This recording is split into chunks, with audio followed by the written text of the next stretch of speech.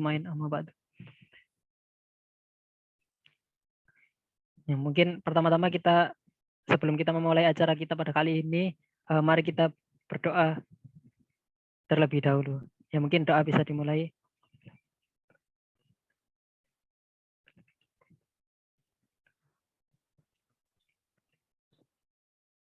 Tidak ada kata cukup dalam berdoa.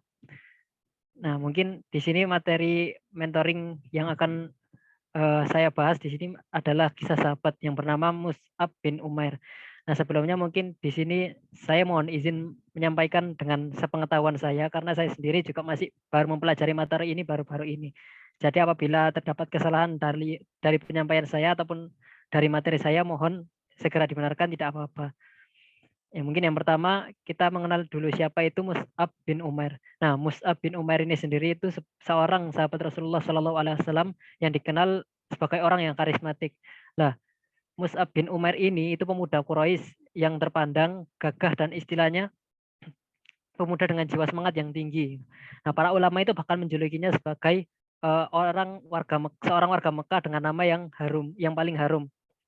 Nah, Mus'ab bin Umair ini hidup di kalangan istilahnya di kalangan orang tua yang kaya gitu.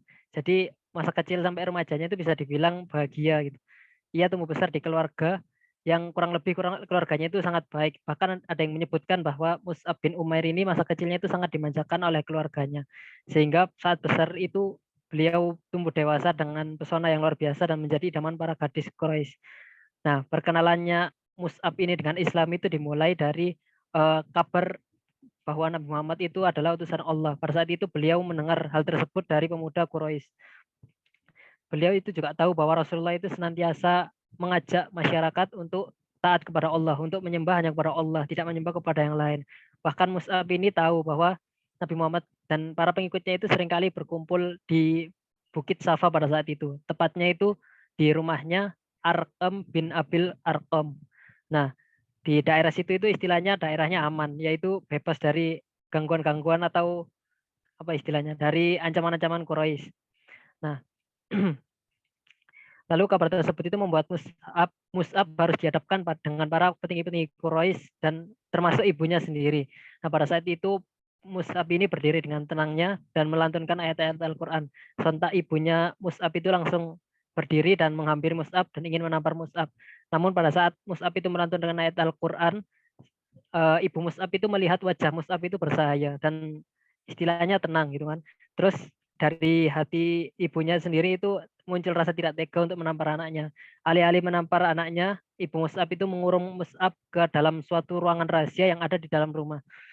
Nah, pada saat di ruangan rahasia itu Mus'ab itu bukan malah takut atau lain sebagainya. Justru ketaatannya kepada Allah itu semakin bertambah. Hal tersebut itu membuat ibu Mus'ab mengusir Mus'ab itu dengan cacian makian. Nah, walau begitu Mus'ab itu nggak membenci ibunya sama sekali. Bahkan mohon maaf, bahkan Mus'abnya sendiri itu berusaha meyakinkan orang tuanya atau ibunya itu untuk menaati Allah dan Rasulnya. Namun ibunya itu masih teguh kepada pendiriannya sehingga perpisahan antara anak dan ibunya itu nggak bisa dielakkan lagi. Nah, suatu saat setelahnya itu, Mus'ab mendengar kabar bahwa kaum muslimin itu akan hijrah ke Habasyah. Nah, Mus'ab yang mendengar kabar ini itu langsung ingin menyertai kaum muslimin yang ingin hijrah ke sana, yang kebetulan membutuhkan perlindungan saat perjalanan hijrahnya tersebut. Lalu Mus'ab ini berhasil mengelabui para penjaga dan termasuk ibunya itu. Nah, akhirnya Mus'ab itu tinggal di Habasyah bersama kaum muslimin hingga sukses berhasil kembali ke Mekah. Nah, pada saat itu juga Mus'ab itu setiap kali ada perintah hijrah pada kaum muslimin, Mus'ab itu selalu ikut dalam rombongan muslim tersebut. Nah, sering kali Mus'ab itu ikut dalam rombongan muslim ketika hijrah menyebabkan perubahan yang besar terdapat mohon maaf kepada diri Mus'ab itu sendiri. Mus'ab yang dulunya itu dikenal tampan, terus pakaiannya istilahnya kayak mempesona gitu kan. Sekarang hanya tinggal memakai jubah yang lusuh gitu. Hal itu sontak membuat sahabat-sahabat itu merasa sedih gitu ya. Bahkan sampai menitikkan air mata kalau dikisahkan di sini. Ali bin Abi Thalib itu berkata, suatu hari kami duduk bersama Rasulullah Shallallahu Alaihi Wasallam di masjid. Lalu muncul Mus'ab bin Umair dengan mengenakan kain burdah yang kasar dan memiliki tambalan. Ketika Rasulullah Shallallahu Alaihi Wasallam melihatnya, beliau pun menangis teringat atas kenikmatan yang ia dapatkan dahulu. sebelum memeluk Islam dibandingkan dengan keadaannya sekarang. Nah, namun Rasulullah ini juga memiliki pandangan yang berbeda terhadap Mus'ab bin Umair.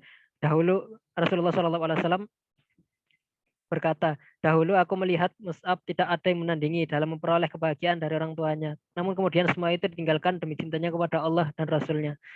Nah, dari cerita tersebut itu sebenarnya kita bisa mengambil teladan ya dari Mus'ab bin Umair ini. Sikapnya itu bisa menginspirasi kita semuanya. Mus'ab yang dulunya itu istilahnya kayak dari keluarga terpandang, terus pesonanya yang luar biasa, sekarang hidupnya sangat sederhana dan rela meninggalkan kenikmatan dunia itu hanya untuk membuktikan cintanya kepada Allah dan Rasulnya.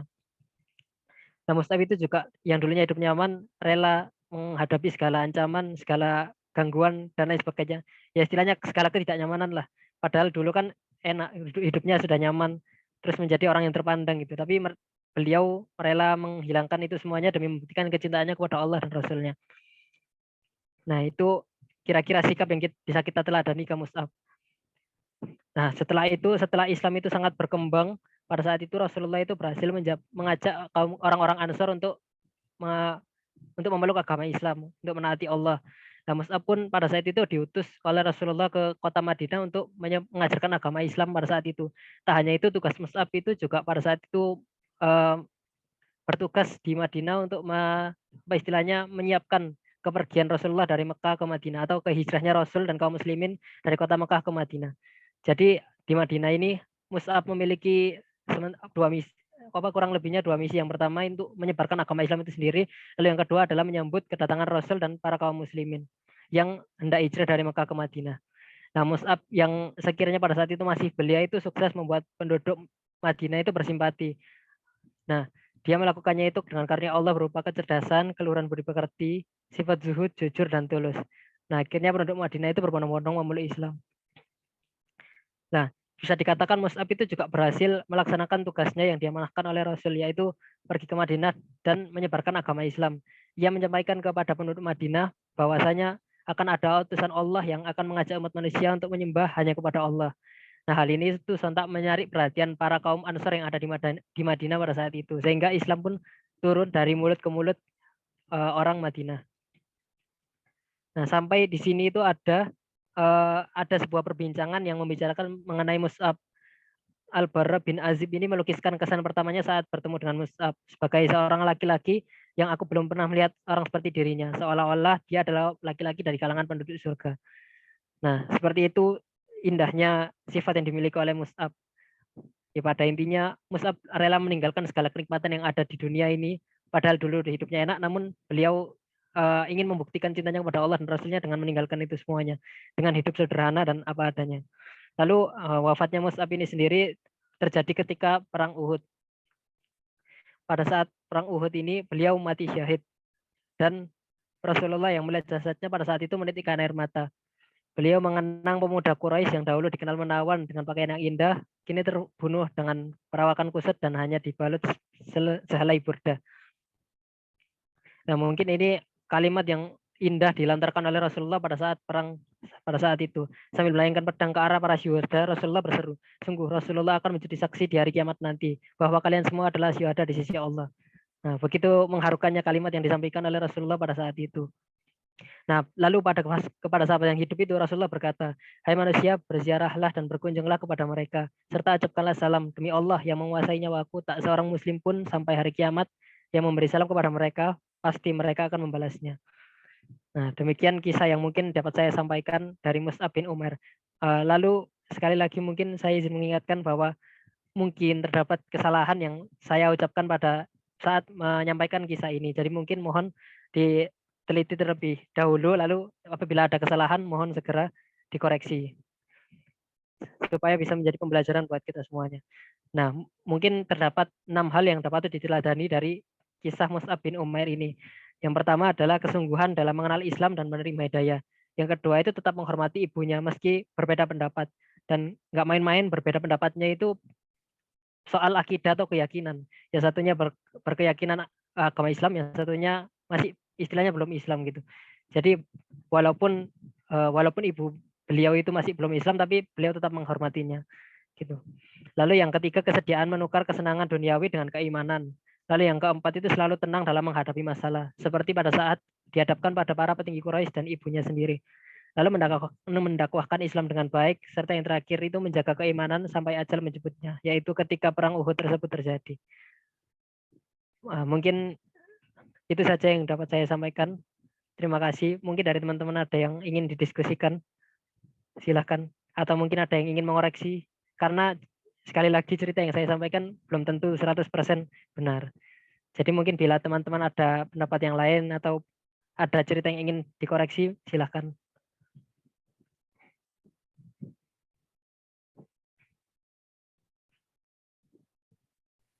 Permisi Mas, boleh nanya nggak? Oh iya, nggak apa-apa, monggo. Oh iya, kan tadi sebelumnya Mus'ab itu bukan Islam kan, habis itu ada Nabi Muhammad terus dia jadi Islam. Iya. Nah itu gimana jadi Islamnya? Oh iya, terima Kira-kira. kasih Burhan atas pertanyaannya. Mungkin dari teman-teman dulu ada yang mau menjawab enggak?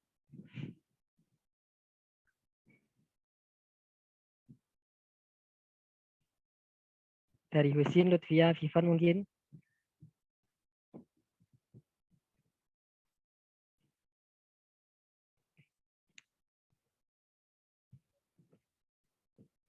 Ya kalau dari aku sendiri mungkin hanya bisa menceritakan apa yang sudah diberikan oleh teman saya. Soalnya saya sendiri masih belum mempelajari kisah Mus'ab ini sampai ke detailnya. Namun dicatat kali ini tuh kayak Mus'ab itu mendengar kabar dari seorang pemuda Quraisy bahwa Nabi Muhammad itu adalah utusan Allah, dan mungkin ya karena Nabi Muhammad itu seringkali mengajak masyarakat untuk senantiasa menaati Allah, mungkin Mus'ab ini bisa terhitung kayak Samina wa Ata'na mungkin ya, tapi saya juga kurang tahu, di sini kurang detail dijelaskan ya. Jadi saya mohon maaf sebesar-besarnya belum bisa menjawab secara pasti. Mungkin dari teman-teman kalau misalnya ada yang tahu dipersilakan banget Rek buat sharing ke temennya.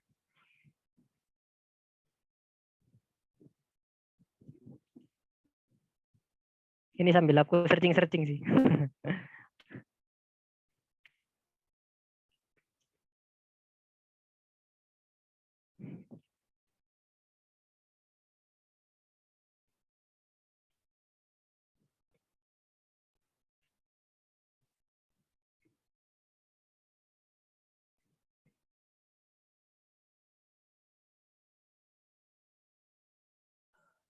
Jadi mungkin kayaknya ini ya Mas, gara-gara banyaknya kaum Quraisy yang masuk Islam, mungkin dia penasaran gitu kali ya. Habis itu ngelihat cara hidupnya Islam itu gimana. Iya, bisa jadi seperti itu sih. Hanya saja Hmm. nggak menutup kemungkinan lainnya, soalnya masih belum dapat ilmunya. Hmm. Soalnya di materi yang dipaparkan sama teman saya ini memang adanya seperti itu. Jadi kayak mendengar kisah tentang Nabi Muhammad berdakwah menyebarkan, terus ada seorang Quraisy yang datang kepadanya bahwa Nabi Muhammad ini utusan Allah. Nabi Muhammad ini seringkali apa ya istilahnya kayak menyebarkan agama Islam, sembahlah Allah jangan sembah yang lain gitu. Akhirnya Mus'ab ini masuk Islam. Kalau di paparannya sih seperti itu, cuman untuk detailnya sendiri saya kurang tahu. Mungkin bisa jadi seperti yang Mas Burhanuddin katakan, cuman wallahu alam bisawab, saya nggak bisa menjawab secara pasti.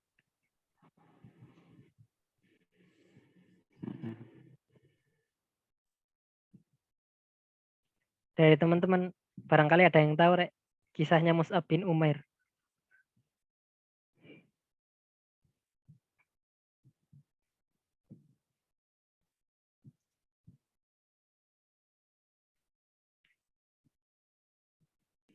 Oh iya Mas, mungkin aku juga mau nanyain agak penasaran kalau yang cerita-cerita kayak sahabat Nabi atau yang kayak ini Mus'ab itu aku kan belum pernah dengar gitu.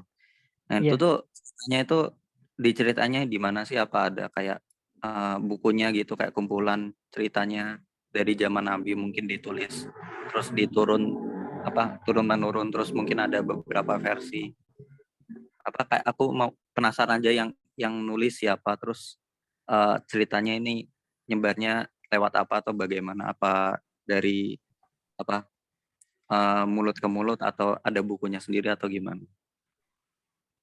Oh baik. Dari teman-teman dulu mungkin ada yang mau menjawab. Enggak.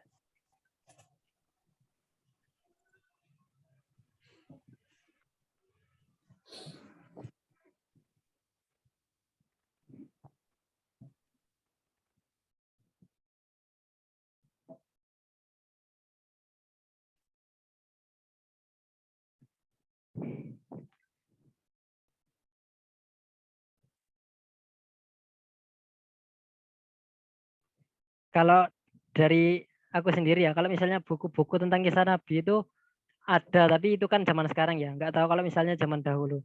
Nah, kalau materi ini sendiri dibuat berdasarkan artikel-artikel yang ada di website.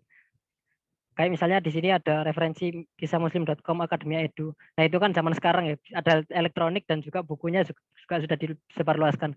Mungkin yang lebih ditanyakan Burhanuddin itu yang pada zaman dahulu gitu ya. Bagaimana orang-orang itu bisa mengisahkan kisah-kisah sahabat gitu. Nah, ini barusan ada yang ngontak aku. Ada yang lebih paham sepertinya. Mas Afifan mungkin bisa membantu menjelaskan.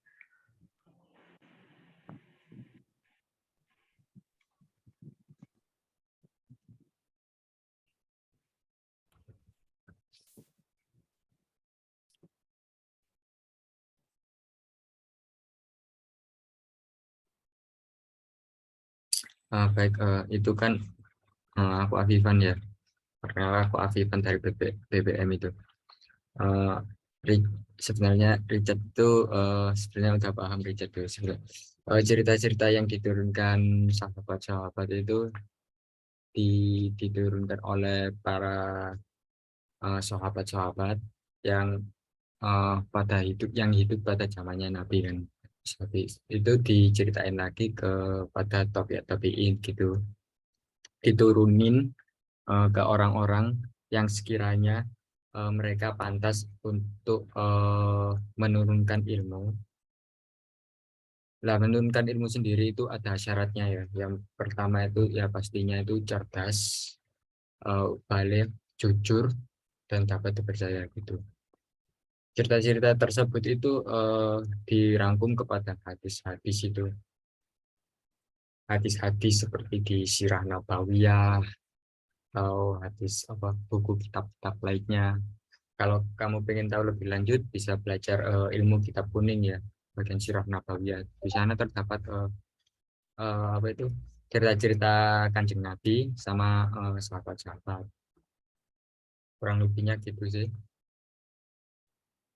Itu dari saya. Mungkin Mas Richard bisa diperjelas mungkin. Makasih. Oh iya. Ya mungkin seperti yang dijelaskan Mas Afifan itu ya. Kalau boleh jujur, soalnya saya sendiri belum pernah mengkaji kitab kuning sih. Kalau Mas Afifan ini memang pernah. Dulu ikut pondok. Sebenarnya saya mengasih materi ini juga istilahnya beberapa. Jadi nggak tahu detail-detailnya, tiba-tiba disuruh ngisi oleh Mas Afifan gitu kan. Terus saya kasihan kan nggak enak. Akhirnya ya udah aku yang ngisi gitu. Jadi lebih ke mungkin aku sebagai moderator di sini ya. Jadi kayak pemahamanku sendiri bisa dibilang sangat kurang. Kalau teman-teman tahu itu.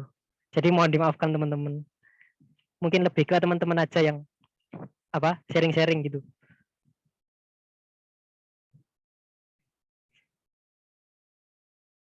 Nggak apa-apa tanya apa aja, mungkin di sini bisa dapat insight baru. Sekalian aku juga belajar kan di sini. Oh iya ini Mas, aku juga mau nanya yang tadi, yang Mus'ab itu kan mungkin ini bukan nanya, mungkin kayak diskusi kenapa Mus'ab ngelakuin ini itu. Tadi kan si apa Mus'ab itu kan baca Al-Qur'an, habis itu Iya. ketahuan sama ibunya kan. Habis itu apa? Dia nggak mau balik atau gimana tadi? Nggak mau Uh, meninggalkan atau jadi gimana? gini, Mus'ab itu kan melantunkan ayat Al-Quran di depan para petinggi Quraisy dan ibunya. Lah ibunya itu berdiri terus menghampiri Mus'ab ingin menampar Mus'ab. Nah namun pas pas apa Mus'ab baca Al-Quran itu wajahnya itu kayak tenang terus kayak bercahaya gitu. Nah, akhirnya seorang ibu itu akhirnya nggak tega gitu kan mau menampar anaknya. Alih-alih nampar anaknya malah mengurung anaknya di sebuah ruangan rahasia. Ya gitu. Oh, habis itu yang apa? Mus'abnya itu masih tetap baca Al-Qur'an di ruangan rahasia itu. Nggak mau ngikut ibunya. Jadi tetap dikurung atau gimana? Keluarnya itu. Oh Aku iya. kurang ngerti.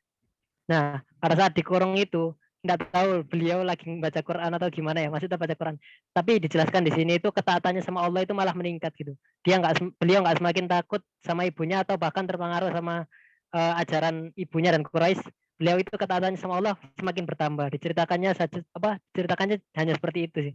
Nah, sontak ibunya itu kan pengennya Mas siapa Mus'ab ini berubah gitu loh. Dikurung itu kan istilahnya kayak hukuman gitu kan.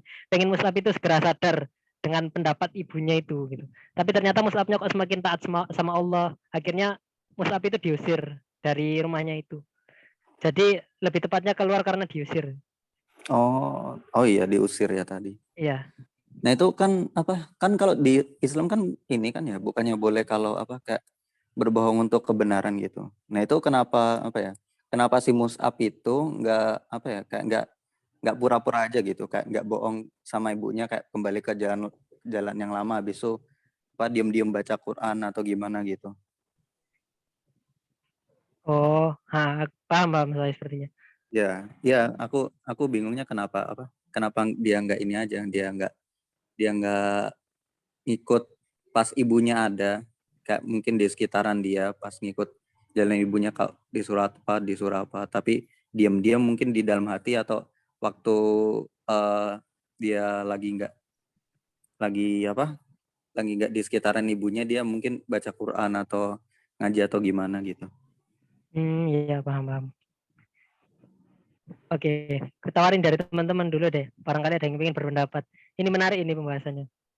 Ya, nah itu aku juga bingung apa ya, apa kalau misalnya ya kita dihadapin dengan cara gitu, itu tuh sebenarnya nilai yang lebih mulia di mata Allah itu, apa kita kekeh ikut eh, ikut jalannya Allah, maksudnya dalam artian ini ya, dalam artian apa, dibilangin tetap ngeyel, tetap ikut jalannya Allah dan nggak ngikut jalan yang salah itu. Walaupun mungkin kita dapat hukuman, dapat apa kayak tadi kan kayak dikurung atau diapain dan sebagainya. Atau kita mungkin ngambil apa? Kita bilang iya-iyain aja kayak dalam artian ngikut jalan mereka tapi dalam hati dan diam-diam kita tetap ngikut jalannya Allah gitu. Oh ya, paham. Iya kan? Ya mungkin gitu. Oh iya, ini menarik sih, benar. Dari teman-teman mungkin ada yang punya pendapat.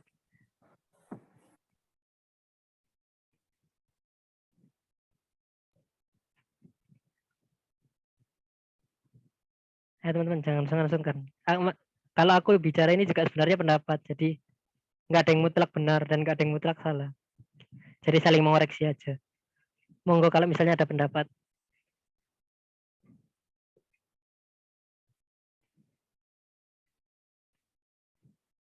Kalau misalnya nggak ada, mungkin aku dulu deh mengungkapin pendapatku ya. Ini cuma pendapat pribadi, jadi jangan dijadikan landasan. Nah, sebenarnya kalau mungkin kalau bisa tak simpulkan ada dua pertanyaan ya. Yang pertama itu kenapa Mus'ab nggak berbohong ke ibunya saja? Maksudnya kayak pura-pura ngiyain ibunya gitu. Jadi kayak seakan-akan ikut ajaran ibunya padahal dalam hatinya masih beriman sama Allah gitu ya maksudnya. Iya Mas ya. Nah, yang mungkin aku bisa mengutip kalimat yang ini sih. Jadi kayak sikapnya Mus'ab ini yang istilahnya bisa kita teladani. Beliau rela meninggalkan segala kenikmatan hanya ingin menaati Allah dan Rasulnya. Nah kalau misalnya aku bayanginnya ya, kalau misalnya Mus'ab itu berada di lingkungan kafir Quraisy, kan beliau itu istilahnya tumbuh di keluarga kafir Quraisy, terus para petinggi-petinggi Quraisy itu kan ada juga di sekitar situ. Nah, saya merasa itu kayak Mus'ab di situ juga nggak bisa berkembang keislamannya. Beda kalau misalnya beliau itu berkumpul dengan orang-orang Muslim yang sudah jadi pengikut Rasul. Kalau misalnya beliau di situ itu kan beliau bisa bebas belajar gitu kan. Terus ilmu-ilmunya juga bisa dapat dari sahabat-sahabat, dari Rasul, dari para kaum muslimin dan lain sebagainya. Beliau hidup di lingkungan ibunya, terus di lingkungan kafir Quraisy ya, ilmunya mungkin yang didapat itu aja mungkin masuk ada tambahan-tambahan, cuma mungkin kan nggak seleluasa, nggak bisa diskusi sama kaum muslimin dan gitu kan. Nah akhirnya karena itulah salah satu sikap keteladanan dari Mus'ab ini rela meninggalkan kenikmatan itu tadi. demi menaati Allah dan Rasulnya. Nah mungkin kata menaati di sini itu lebih ke semangat beliau yang ingin belajar Islam itu tadi, semangat beliau yang ingin bergabung ke kaum muslimin. Itu kalau misalnya ini pendapatku pribadi ya. Nah terus untuk yang kedua sendiri ini saya nggak tahu Allah lebih ridho yang mana ya. Soalnya saya sendiri belum pernah menemukan dalil apabila kita misalnya terdapat ancaman gitu ya. Nah kita itu yang ku tahu cuma mungkin kita diuji imannya gitu kan. Kalau misalnya itu mungkin ada kisah yang serupa, kalau nggak salah yang sebentar saya izin sambil searching. Oh iya, nah ini kisahnya Nabi Ibrahim yang dibakar hidup-hidup itu kan, beliau tetap istilahnya mempertahankan keimanannya daripada berpura-pura gitu. Padahal kan beliau itu nabi, yang istilahnya yang dapat wahyu langsung dari nabi. Bahkan itu taruhannya itu kalau nabi mati, kira-kira siapa lagi yang bakal menyebarkan gitu kan? Ya istilahnya nabi lah, bertugas untuk mendakwah. Nah beliau sampai mempertahankan keimanannya itu kan beliau bisa pura-pura setuju sama rajanya gitu kan. Terus akhirnya beliau diam-diam menyebarkan dakwah Islam itu tadi. Tetapi beliau tetap mempertahankan keimanannya itu mungkin bisa menjadi gambaran kalau misalnya iman itu mungkin lebih utama mungkin ya. Tapi Allah alam bisawab, kembali lagi. Ini pendapat pribadi. Kalau dari Burhan sendiri atau dari teman-teman gimana? Itu di chat Mas Faizi nanya tadi, oh ini tadi pertanyaannya apa? Kalau misalnya kita ada dalam kondisi diancam gitu, misalnya harus keluar dari Islam, itu apakah lebih baik kita pura-pura kita bohong sama orang yang ngancam, kira pura-pura ngiyain dia, padahal kita secara beriman itu masih Islam dan mungkin diam-diam melakukan ajaran Islam, atau kita kekeh dan ngadepin risiko dari ancaman itu. Pertanyaannya yang kedua sih ini sih lebih lebih baik yang mana dalam konteks ridhonya Allah gitu, dalam pandangannya Allah itu lebih baik yang mana? Oke. Pertanyaannya tak ulangi dulu ya, aku agak putus-putus. Ya buat pertanyaannya kalau nggak salah, kalau misalkan kita dalam kondisi yang terancam, nah itu apakah apa tadi milih antara Iya, apakah kita sebenarnya harusnya kita ngelawan dalam artian kita kekeh sama pendirian kita, atau yang satunya kan kita kan diperbolehkan ini kan kalau berbohong dalam kebenaran. Nah, apakah kita lebih baik kayak gitu, tapi sebenarnya dalam artian dalam diri kita sendiri itu masih menganut ajaran Islam gitu. Oke.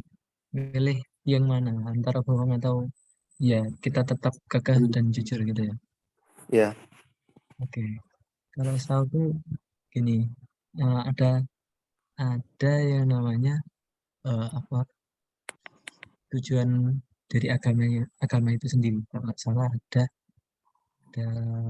apa sih berapa ya? Jadi salah satunya selain dari tujuan agama itu ada beberapa. Aku nggak dulu buku, nggak lupa.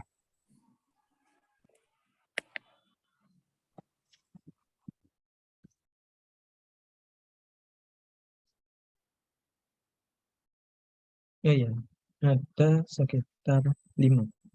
Jadi namanya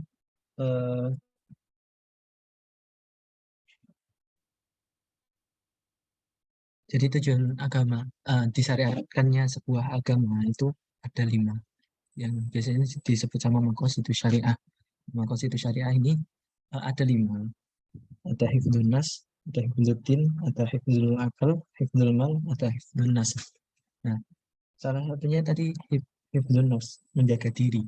Jadi kalau menurutku dalam posisi yang nanti kalau misalkan kamu nggak bohong itu ternyata dia itu melukai dirimu, misalkan ternyata kamu dibunuh atau gimana, itu masih bisa dianggap buat menyelamatkan diri, nggak apa-apa. Berbohong untuk menyelamatkan diri itu bisa kalau menurutku. Kalau bagus mana, tetap kalau menurutku yang bagus yang menyelamatkan diri daripada nggak jujur, istilahnya jujur tapi tidak menyelamatkan diri, istilahnya menyiksa diri lah. atau membuat diri kita terluka atau gimana. Itu setahu kayak gitu. Oh ya, terus tadi aku yang tanya itu sebenarnya tanya sih soal kitab-kitab yang bisa dibaca. Ada Sirah Nabawiyah. Coba cari aja, tergantung sampean lihat Sirah Nabawiyahnya siapa. Yang ngarang itu banyak sebenarnya Sirah Nabawiyah. Istilahnya kalau kalau baca tentang sejarah Nabi itu banyak, kan cuman dari sejarah dari beliau lahir sampai dengan wafat, tapi juga ada yang menceritakan kayak misalkan eh, Nabi Muhammad itu bentuk atau apa istilahnya, ciri-cirinya itu kayak gimana. Itu ada kitabnya sendiri ada biasanya. Kalau nggak salah kitabnya Syama'il Muhammadiyah yang menjelaskan apa istilahnya, eh ya memang bentuk sih, bentuk bentuk dari rupa dari beliau gitu. Jadi kalau kepengen baca-baca sebenarnya banyak kalau kitab kuning, cuman biasanya kalau diterjemahkannya ini yang aku kurang tahu justru.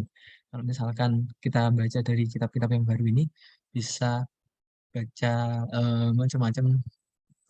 Kalau kalian pengen baca juga bisa baca di internet, tapi lebih rekomen yang kayak dari kitab-kitab tadi karena apa ya?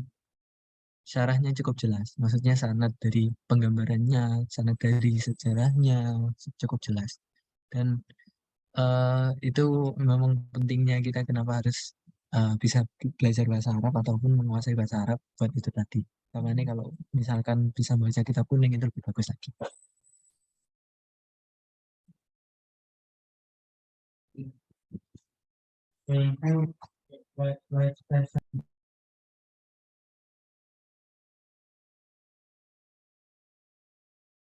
Iya, makasih banyak Mas Faizin atas tanggapannya. Masya Allah, tambahan ilmu baru. Buatku juga sih. Aku sendiri juga baru dengar. Dari Burhan gimana? Mungkin ada yang ingin didiskusikan lagi? Atau sudah menjawab mungkin? Yang tadi apa ya? Aku masih agak bingung sih sama yang apa? Yang berjuang untuk menyelamatkan diri. Kan kalau katanya tadi kan harusnya kan lebih baik yang ini kan menyelamatkan diri. Nah, terus kenapa kok apa Nabi Ibrahim tetap kakak gitu? Kenapa enggak Nabi Ibrahim lebih mengutamain menyelamatkan diri? Kalau emang lebih bagus menyelamatkan diri, ya nggak sih? Oh Atau iya. atau mungkin aturannya beda sama Nabi, aku nggak tahu sih. Oh iya. Karena aku kalau mikirnya ya secara logika manusia aku, karena Nabi Ibrahim itu nabi sama apa? Kan dia ini nggak sih? Secara otomatis dia berada di bawah perlindungan Allah. Iya. Jadi dia harusnya lebih berani atau gimana? Aku nggak ngerti juga. Pertanyaan menarik. Jadi kenapa kalau misalkan case-nya di Nabi itu lebih mementingkan akidahnya ya, daripada apa namanya menyelamatkan diri. Karena sebenarnya kalau kita bandingkan diri kita dengan Nabi, memang kalau kita belajarnya, ya kalau istilahnya kalau kita belajar sama Nabi, terus kemudian dari dari para sahabat itu yang beda membedakan diri kita sama mereka adalah keimanan kita. Kalau kita kalau kita ya kalau kita sebagai umat Muslim yang biasa yang masih sering berbuat dosa, terus eh, masih mementingkan istilahnya kalau misalkan kalau Nabi itu kan eh, segalanya itu dikasihkan tujuannya buat memang beribadah kepada Allah. Sedangkan kita sendiri kan masih belum bisa memastikan apakah kalau kita nanti memang selamat atau mungkin memang mempertahankan akidah sampai dengan melukai diri sendiri itu bisa memastikan setelahnya kita itu bisa lebih baik. Maksudnya gimana? Maksudnya eh, kalau kalau kita nanti eh, misalkan nih dapat cobaan mau mati atau eh, istilahnya kalau cobaannya juga beda masalahnya gini. Kalau hubungannya sama sama akidah itu lebih baik mempertahankan akidah. Maksudnya kalau tentang keesaan, oh Tuhan, tentang keesaan Tuhan. Nah, kalau masalah itu lebih baik mempertahankan akidah. Tapi kalau misalkan dalam hal yang memang kita masih belum menyentuh dengan akidah, itu eh, lebih baik bisa berbohong kalau memang tujuannya itu tidak mempengaruhi akidah. Jadi ada batasannya juga. Kalau misalkan bohong, kalau ceritanya kita misalkan ada di dalam kondisi yang sedang perang, terus kita bisa berbohong Zin pun putus dalam kayaknya suaranya. artian gimana? Putus-putus Mas.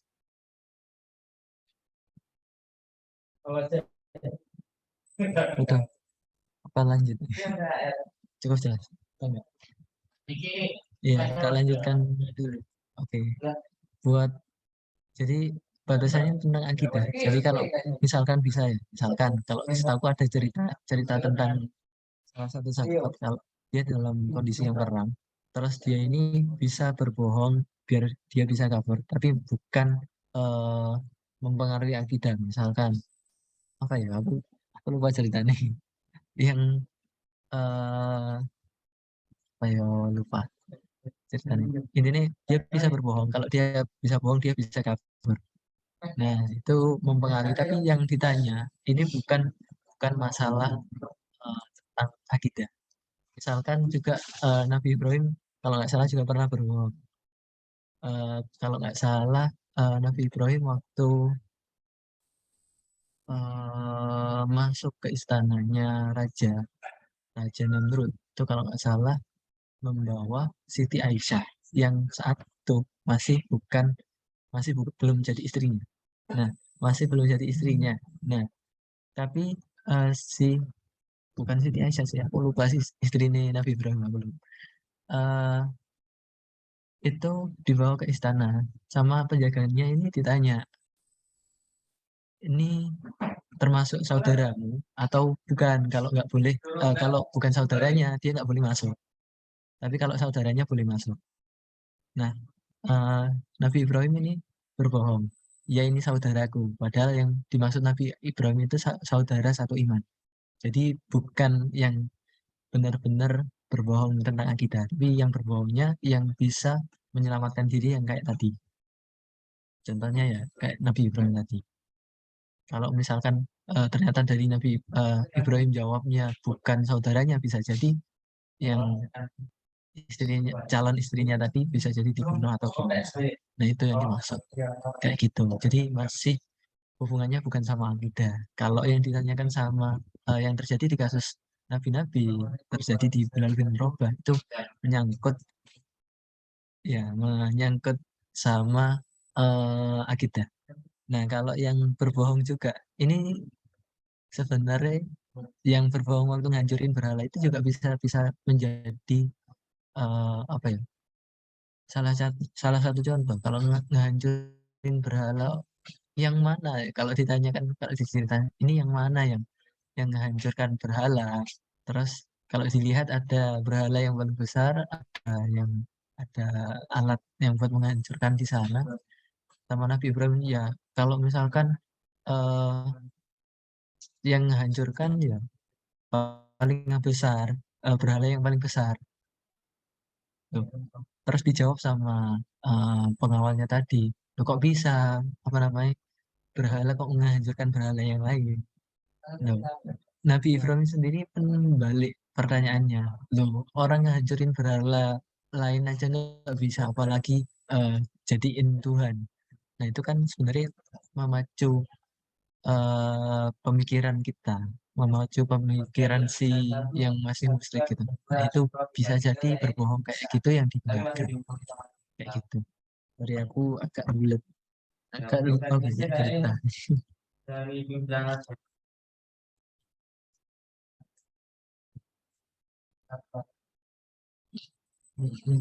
Saya yang punya Zoom.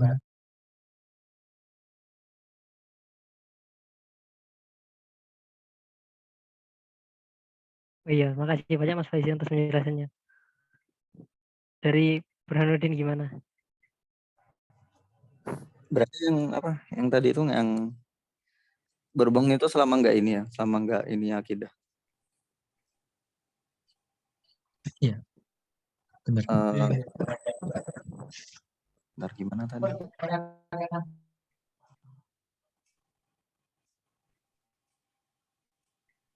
Bentar, kalau aduh kok bingung jadi. Kan kalau dalam misalnya konteks diancam gitu, misalnya menyangkut nyawa gitu. Kalau bohong dalam ini apa? Akidah gitu nggak boleh? Mas Ian, atau gimana? Gimana?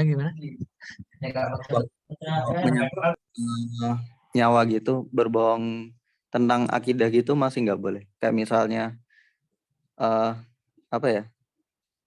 Yang tadi kayak keesaan Allah gitu. Nah itu kalau misalnya diancam nyawa harus ngaku selain itu tetap nggak boleh atau gimana? Ya, kalau case-nya ditanya, kamu beriman atau enggak? Ya, harusnya tetap jujur.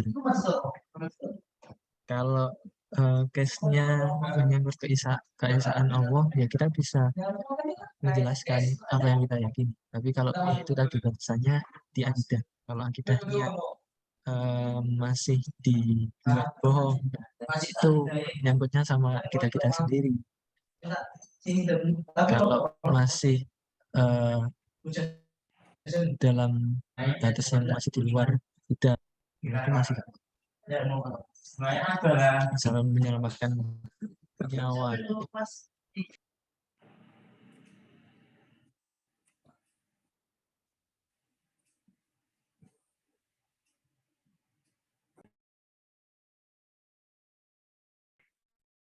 Gimana? Kalau misalnya ada tanggapan langsung aja Burhan, enggak apa-apa. Atau mungkin udah jelas. Enggak, udah. Aku Ya udah. boleh nambahin nggak? Oh iya, monggo. Boleh. Nah, ini ada cerita dari zaman Nabi ya, menyinggung dikit tentang bagaimana aku nyerita ini tentang bagaimana apa itu namanya, keutamaan bahwasanya jujur di kala iman kepada Allah dan Islam di hatinya ya.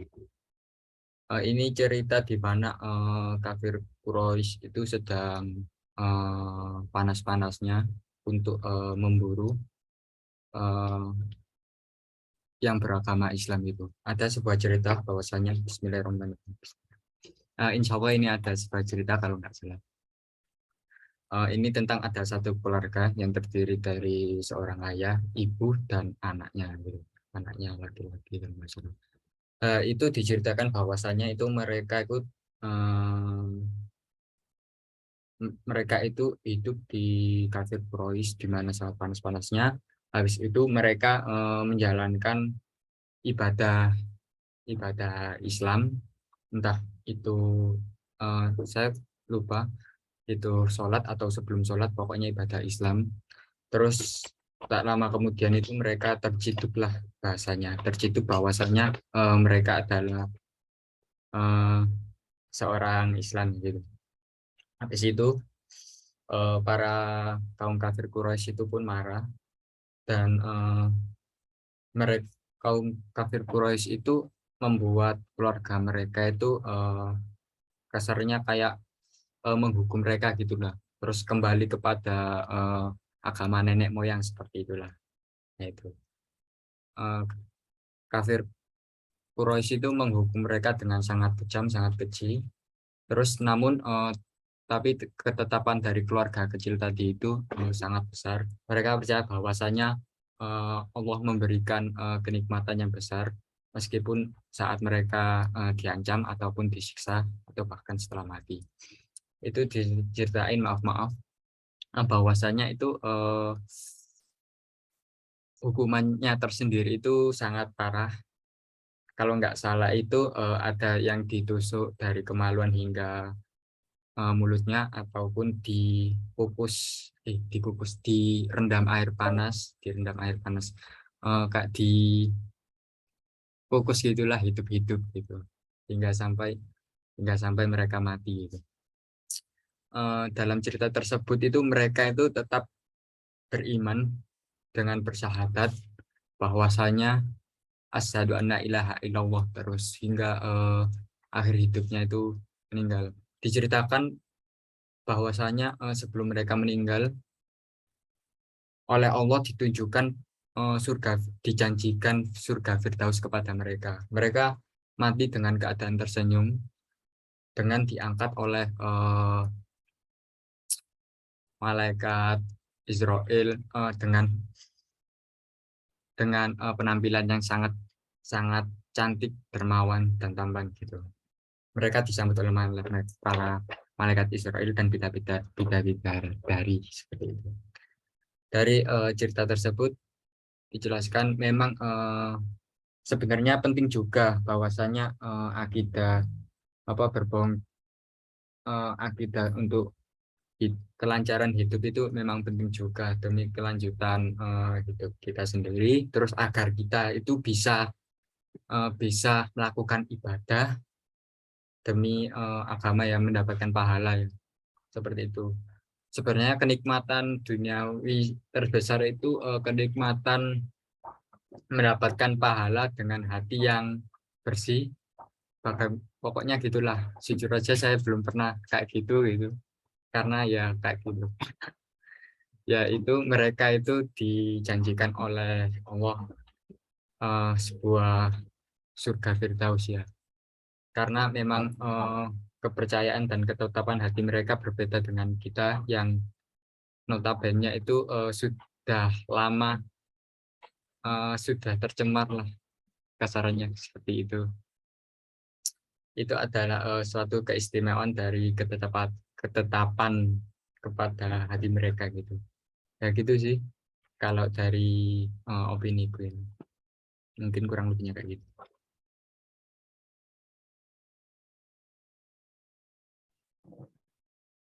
Oh iya, terima kasih banyak Arifan atas tanggapannya. Wah, keren sih, mantap-mantap. Dari teman-teman mungkin ada yang mau ditambahkan atau mau ditanyakan, didiskusikan bareng-bareng.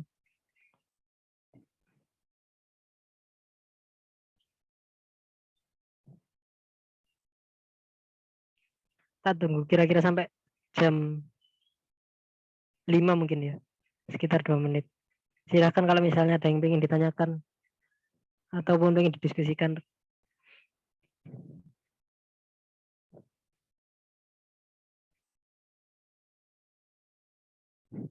Jujur aja dari pertanyaan teman-teman tadi, teman-teman jawab tadi benar-benar ada pandangan baru sih buat aku. Dan mungkin buat teman-teman di sini juga ya. Jadi silakan berpendapat apa aja, nggak apa-apa.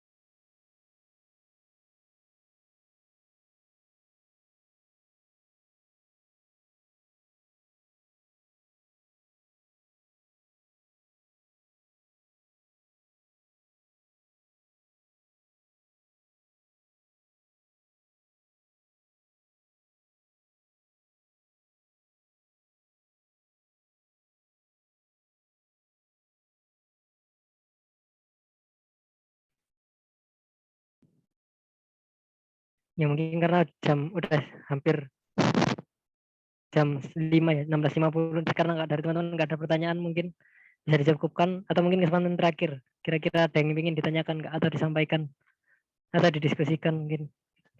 Afifan.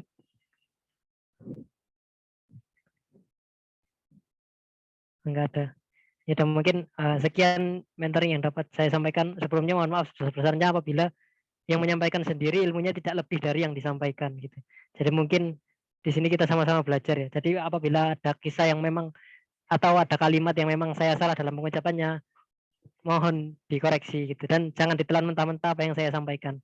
Karena apa yang saya sampaikan ini memang benar-benar murni dari aku sendiri gitu kan. Sedangkan kebenaran kan milik Allah gitu. Jadi dan sebenarnya dasar-dasar yang aku berikan pun juga istilahnya kurang kuat gitu. Saya baru mempelajari materi ini baru ini. Jadi mohon dimaklumi teman-teman dan mohon maaf sebesar-besarnya. Semoga mentoring kedepannya bisa lebih baik lagi dan ini ada amanah dari Mas Faizin, mungkin kita bisa foto dulu.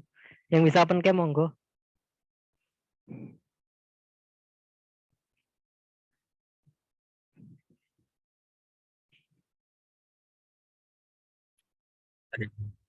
Aku SS 1 2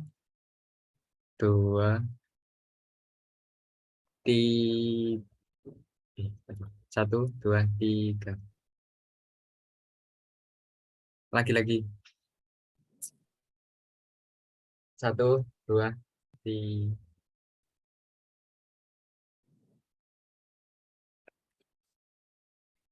oke udah ya satu kali aja lagi dah Sudah. ya guys makasih teman-teman ayo monggo ditutup Iya, baik terima kasih banyak teman-teman.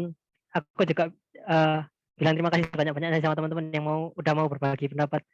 Mungkin untuk kedepannya diharapkan kehadiran lagi ya teman-temannya ya buat mentoringnya. Kalau bisa lebih ramai lagi diajak teman-temannya. Mungkin secara personal agar istilahnya lebih ramai lagi gitu ya. Nah, mungkin kita tutup dengan doa kafaratul majelis. Bismillahirrahmanirrahim. Subhanakallahumma wa bihamdika asyhadu an la ilaha illa anta astaghfiruka wa atubu ilaik. Ya terima kasih teman-teman. Wassalamualaikum warahmatullahi wabarakatuh. Waalaikumsalam